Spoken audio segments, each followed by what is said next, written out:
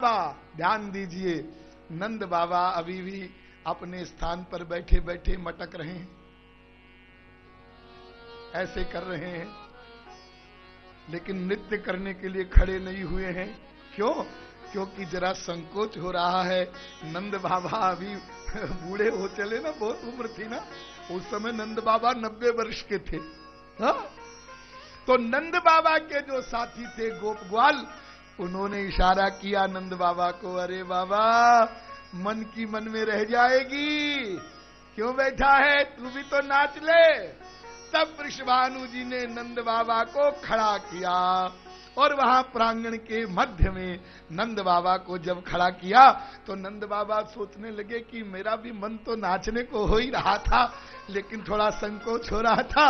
चलो संकोच दूर हो गया। अब तो नंद बाबा नाचने लगे और ऐसा विभोर होकर नृत्य करने लगे कि बरसाने वाले और इधर गोकुल वाले ग्वारिये सब इतने आनंदित हो गए कि ऐसा दृश्य तो पहले कभी नहीं देखा। तो नंद बाबा की कमर में एक ये वृंदावन आनंद चंपू में वर्णन है, ये नंद महोत्सव का।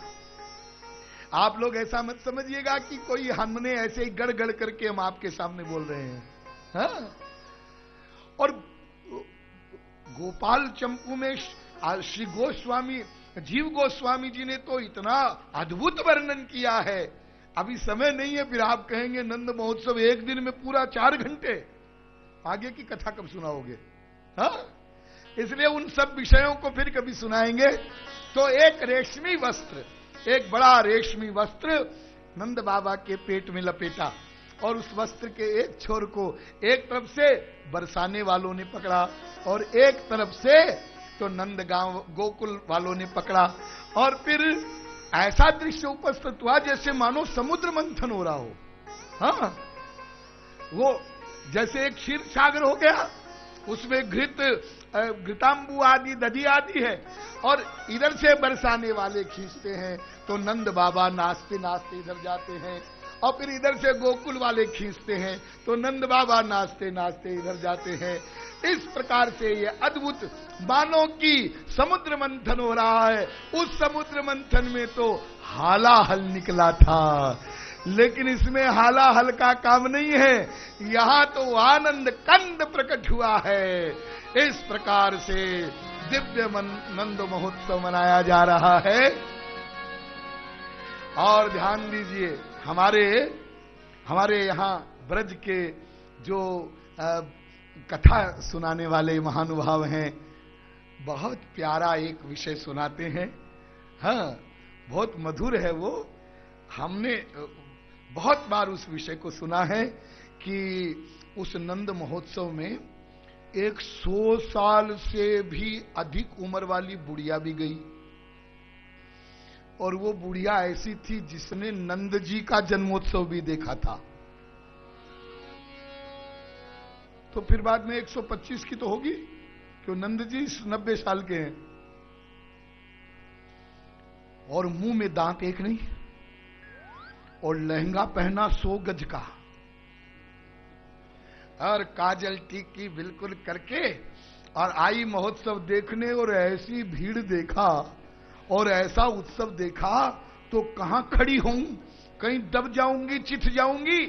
तो बाबा के महल के प्रांगण का जो खंबा था, खंबे बहुत सारे मणिमय खंबे थे, तो एक खंबे को पकड़ के खड़ी हो गई कि कहीं गिर न जाऊं और विस्फृत नेत्रों से नंद महोत्सव को देख रही थी।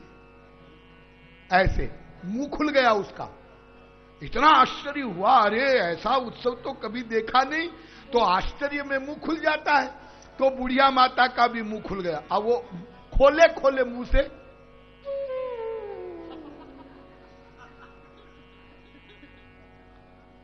ऐसे खुला हुआ मुंह और माखन के गोले तो फेंके ही जा रहे थे, तो एक माखन का गोला आया दांत तो मुंह में था ही नहीं, ब्रेक तो था ही नहीं, ओ माखन का गोला गया पट बुढ़िया मैया के मुख में, और मुख में गोला जाते ही मैया ने किया मुख बंद और गट सट माखन का गोला नीचे उतर गया। बुढ़िया भैया ने सोचा मुझे भूख लगी रही थी, अरे भाई ये नंद महोत्सव तो बड़ा मधुर है, बड़ा मधुर है। तो ततारभ्य नंदस्य ब्रज सर्व समृद्धिमान हरेर निवासात्मगुणै रमा क्रीडम भूनृप। सुखदेव जी महाराज कह रहे हैं, परीक्षित भगवान का प्राकट्य हुआ और मानो तभी से ये ब्रज भूमि, ये ब्रजमंडल सारा लक्ष्मी की क्रीड़ा स्थली बन गया है। लक्ष्मी आकर के वहां पर क्रीड़ा करने लग गई है। कुछ महापुरुषों ने इसका अर्थ ये किया है, रमा शब्द का अर्थ यहां पर लक्ष्मी नहीं करना चाहिए, उन्होंने अर्थ किया है कि किशोरी जी की लीला स्थली बन गई है। आगे उन सब लीलाओं को सुनाया जाएगा। इस प्रकार से नंद महोत्सव मनाया गया, मनाया जा रहा था। आगे क्या हुआ ये बताएंगे, लेकिन अभी श्री महाराज जी के चरणों में विनम्र प्रार्थना कि वे कृपा करें और इतने प्रेम से जब जो सब लोग सुन रहे हैं तो उनको कुछ आशीर्वादन वचन कह के कुछ उनका विशेष लाभ करें।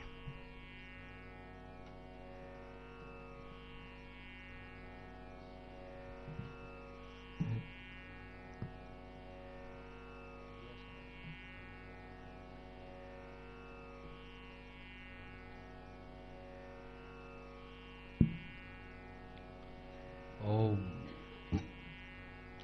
बोलिए सच्चिदानंद भगवान।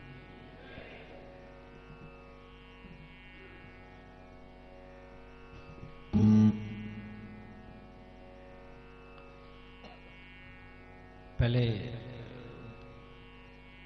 कुछ समय भगवान का स्मरण करके फिर मैं व्यासपीठ पर उपस्थित आचार्य जी को प्रणाम करते हुए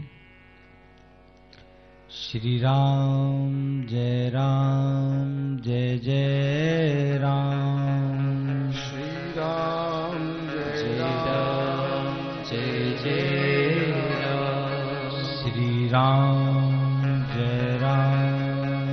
जय जय राम, श्री राम जय जय राम, श्री राम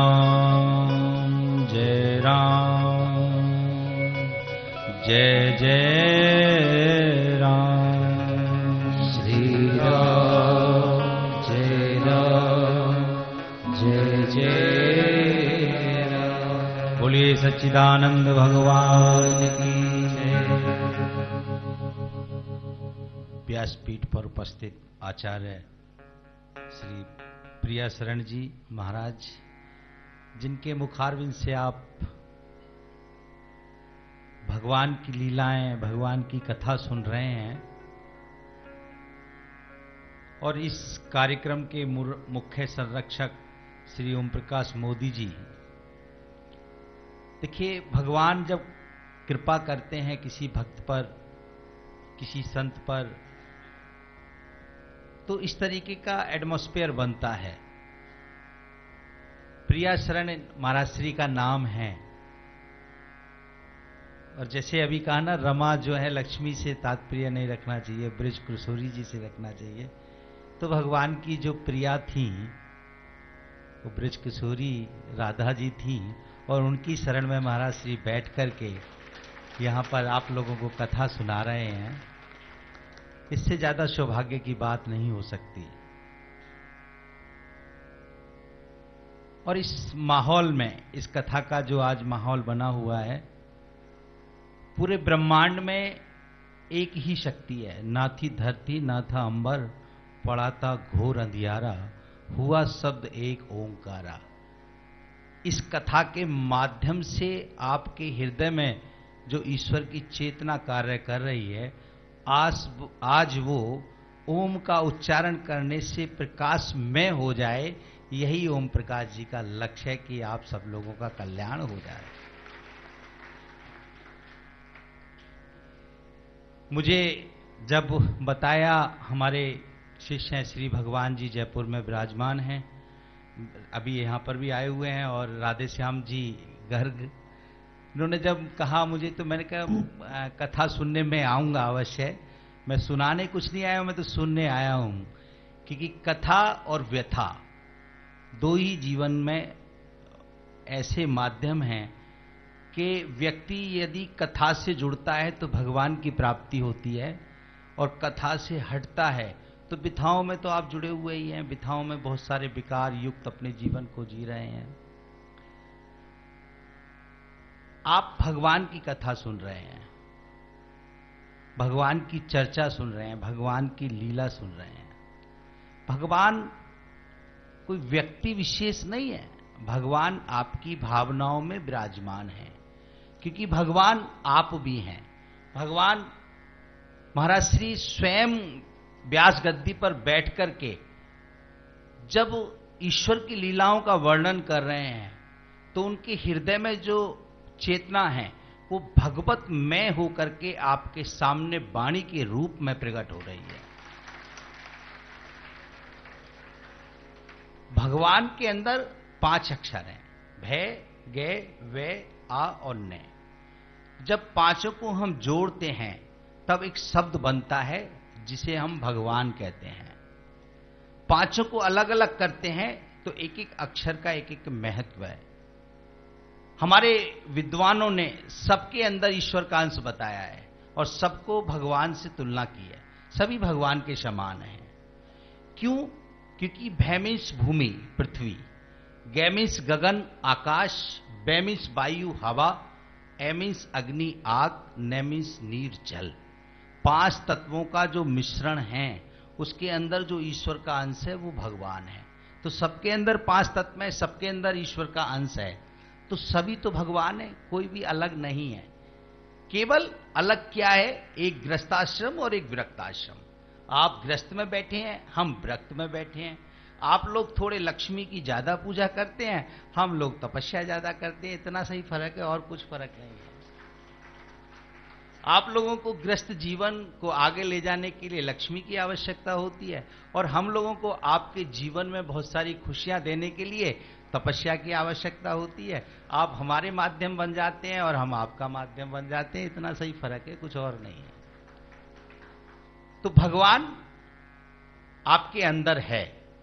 जब हमारे अंदर 5 तत्व हैं और हमारे अंदर ईश्वर का अंश है और हम उसके बराबर हैं, तो लोग हमें इंसान क्यों कहते हैं, फिर भगवान क्यों नहीं कहते? क्योंकि हम संसार में रहते हैं और वो संसार से परे की चीज है। संसार का मतलब है संशय और सार। संशय का मतलब इंग्लिश में बोलते हैं डाउटफुल। डाउट मतलब किसी बात को लेके संशय करना, क्यों हो गया, कैसे हो गया, क्या होगा, बेटी की शादी कब होगी, उसमें इतना पैसा लगेगा, कैसे होगा, क्या, ये सब संशय में आप लिप्त रहते हैं।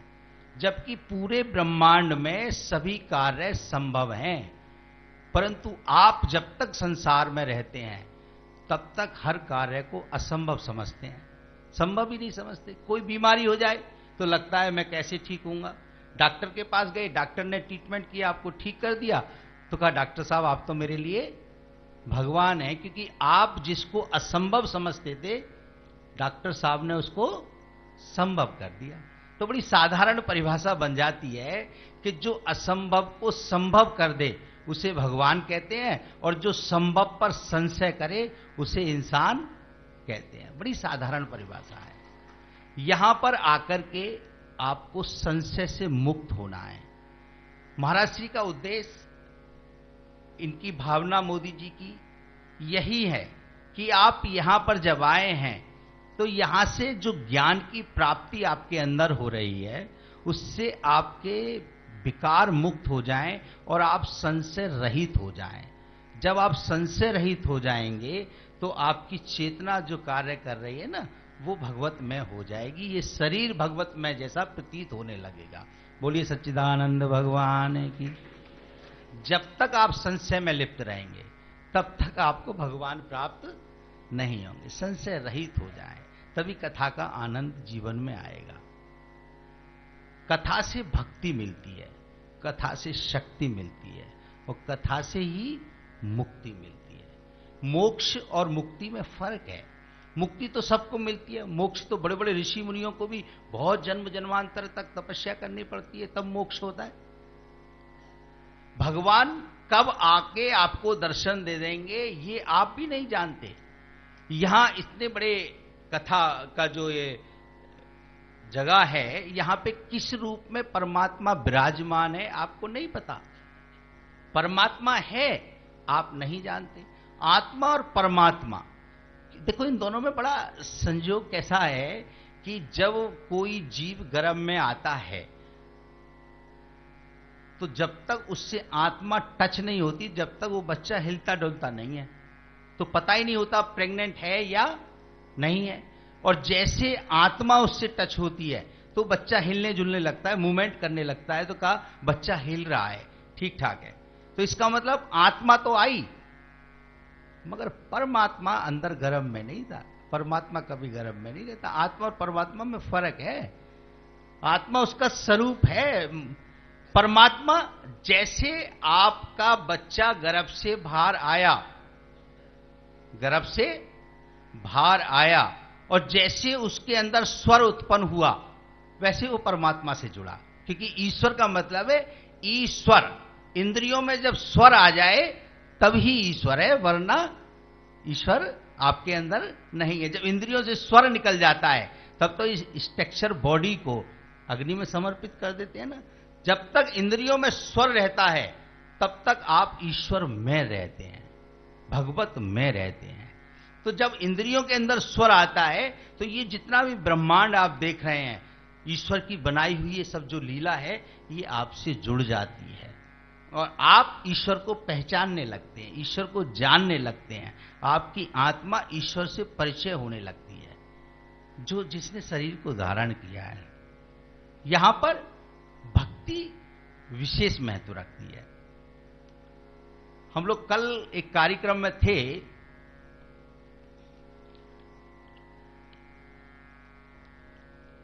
वहां भक्ति का एक विषय आया।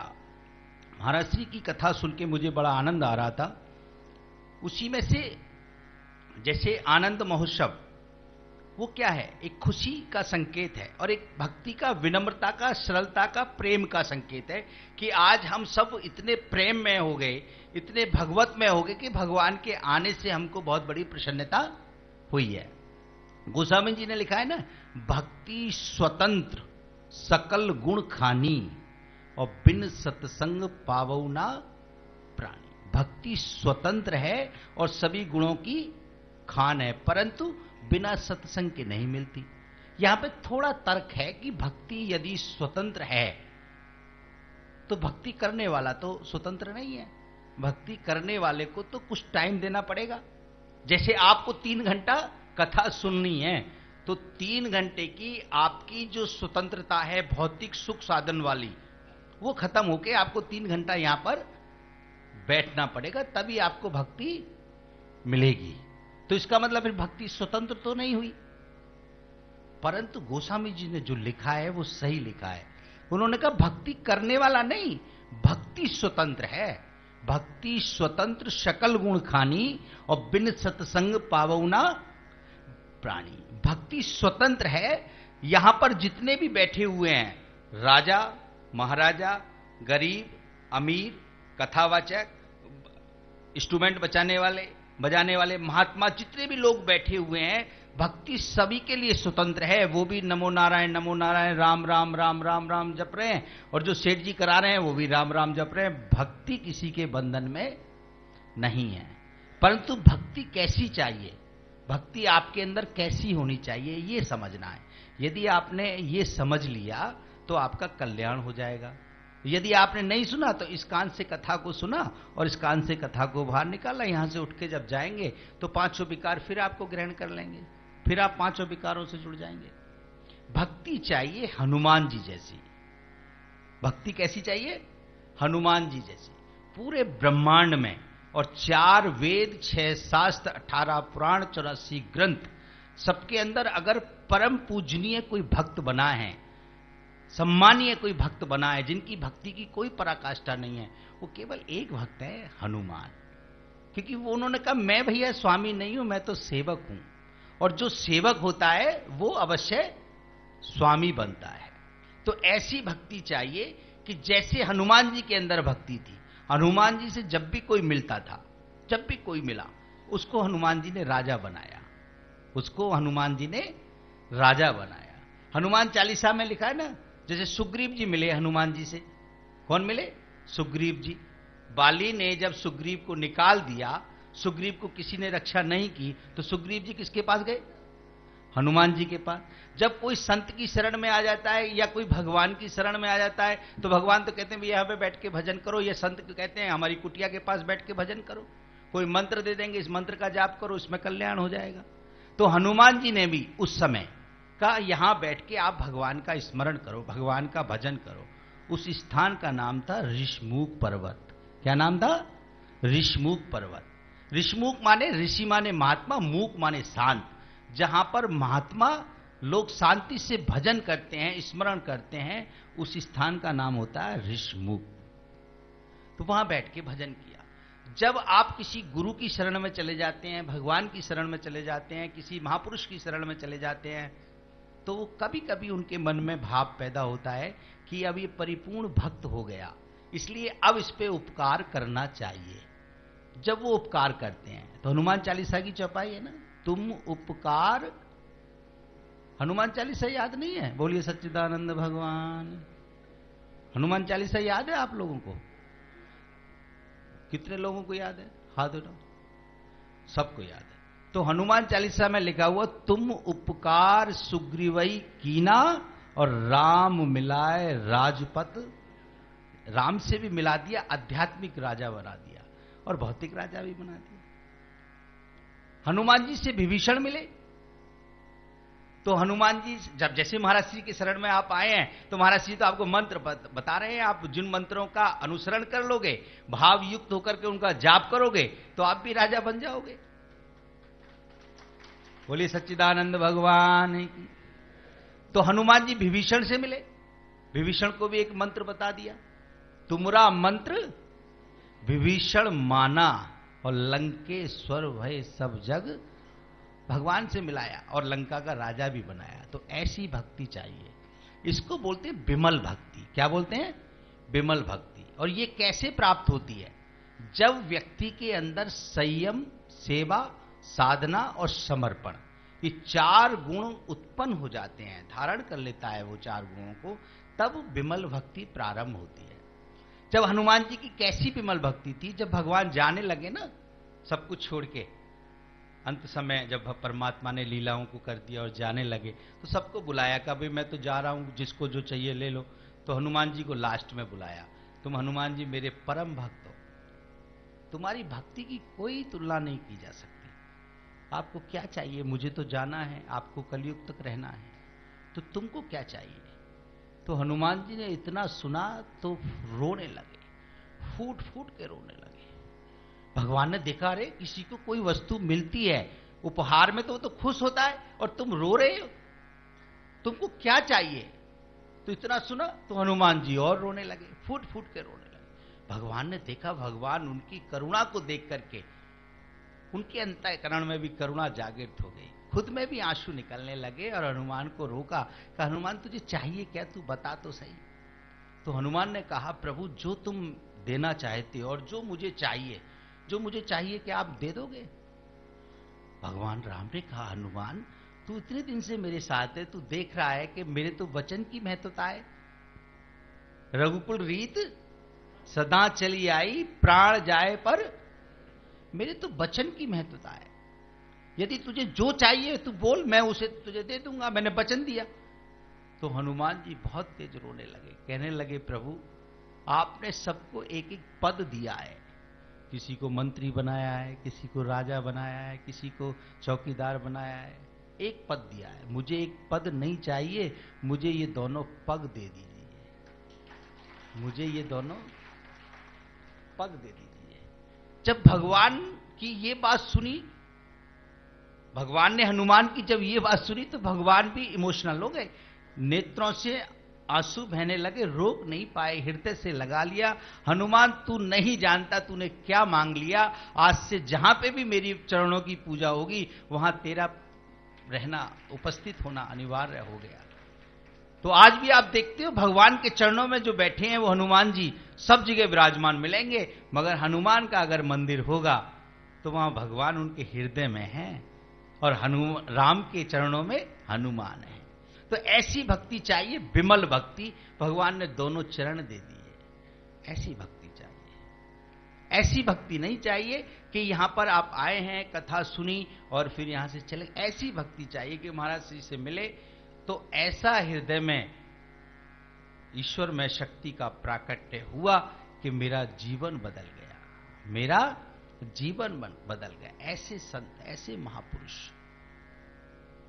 कभी कभी अवतरण होता है, उनका दर्शन करना, उनकी वाणी से कोई शब्द आपके कानों के अंदर जा रहा है, आपकी आत्मा को पवित्र कर रहा है।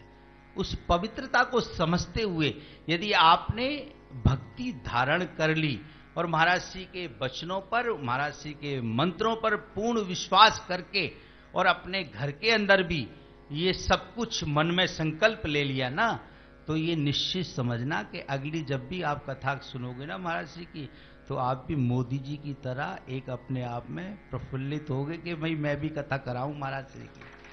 बोलिए सच्चिदानंद भगवान की।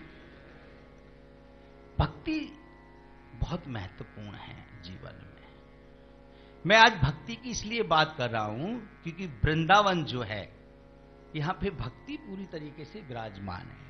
जिधर आप देखेंगे राधे राधे, यानी कि भगवान श्री कृष्ण ने पूरे ब्रह्मांड के अंदर एक ही भूमि ऐसी है जहां पर अपने आप को राधे में कन्वर्ट कर लिया, राधे बना लिया है। यहां पे जहां भी आप जाएंगे राधे राधे, रिक्शा वाला राधे राधे, ऑटो वाला राधे राधे, बड़ा पेड़े वाले के यहां जाओ राधे, जिसके यहां भी जाओगे राधे राधे। भगवान ने अपने आप को यहां पे राधा बना लिया है, राधे में कन्वर्ट कर लिया है। तो यहां पर भक्ति पूरी तरीके से विराजमान है। यहां भक्ति ऐसी विराजमान है, एक उदाहरण देता हूं छोटा सा आपको। नारायण बैठे हुए अपने सिंहासन पर, नारद जी कहीं से जा रहे थे और आ गए। आने के बाद नारायण ने तो ध्यान मग्न थे। नारद जी ने जब प्रणाम किया, जैसे मैंने आके प्रणाम किया महाराज श्री को, तो महाराज श्री ने आशीर्वाद दिया। मुझे बड़ी प्रसन्नता हुई क्योंकि मेरा नाम तो बालक है, तो मैं तो जहां भी जाता हूं वहां आशीर्वाद ही ग्रहण करता हूं। मैं तो बोलता हूं मेरा नाम ही बालक है तो मुझे तो आशीर्वाद दे दीजिएगा, क्योंकि आशीर्वाद की जो महत्वता है वो अपने आप में महत्वपूर्ण है। क्योंकि बालक सबको प्रिय होता है, बड़ा सबको प्रिय नहीं होता, बालक ही सबको प्रिय होता है। तो नारायण बैठे हुए, नारायण के पास नारद जी आए, नारद जी ने परिक्रमा की भगवान की और प्रणाम किया। नारायण ने नेत्र खोल करके देखे, नारद क्या इच्छा है? दर्शन करने आया हूं प्रभु आपके। बहुत अच्छी बात है, बैठो। बोले बैठना नहीं है। अब संजोग से नारायण के पास एक डायरी रखी हुई थी, छोटी सी एक पुस्तक। तो नारद जी ने देखा ये पुस्तक, ये क्या है प्रभु? बोले इसमें मेरे भक्तों के नाम है, इसमें मेरे भक्तों के नाम है। ये प्रसंग कई बार आपने सुना भी होगा कि भक्ति किस तरीके की चाहिए आपको, वो मैं आपको बता रहा हूं कि मेरे भक्तों के नाम है। और जो परम भक्त होते हैं भगवान के, उनके हृदय में ये भाव पैदा होता है कि मैं देखूं मेरा स्थान भगवान के हृदय में है या नहीं है। तो नारद जी ने देखा, मैं देखूं प्रभु इसमें डायरी में मेरा नाम कहीं है या नहीं है। जब लिस्ट बनती है ना कोई कार्यक्रम की, तो जो अपने मिलने वाले रिश्तेदार मित्र इष्ट जब होते हैं तो वो देखते हैं भैया मेरा नाम लिखा है लिस्ट में या वैसे ही फॉर्मेलिटी पूरी कर रहे हो। तो भगवान की डायरी को देखने के लिए नारद जी ने निवेदन किया। तो भगवान चुप लगा गए, नारायण चुप हो गए। नारद जी ने देखा ये तो ऐसे देंगे नहीं, डायरी को उठाया और देखा, सबसे पहले नारद जी का नाम। किसका नाम? नारद जी का नाम। जब नारद जी ने अपने नाम को देखा तो बड़ी प्रसन्नता हुई। किसी व्यक्ति का अगर फर्स्ट नंबर पे नाम हो जाए किसी भी सब्जेक्ट में तो उसकी प्रसन्नता का कोई ठिकाना नहीं रहता। बड़े प्रसन्न हुए, बड़े खुश हुए और कहा जितना मैं भगवान को सोते बैठते उठते खाते पीते नहाते धोते आते जाते स्मरण करता हूं तो भगवान ने भी मेरा नाम पहले नंबर पे रखा है। बड़े खुश हुए। अब पूरी लिस्ट पढ़ी। अब उस लिस्ट में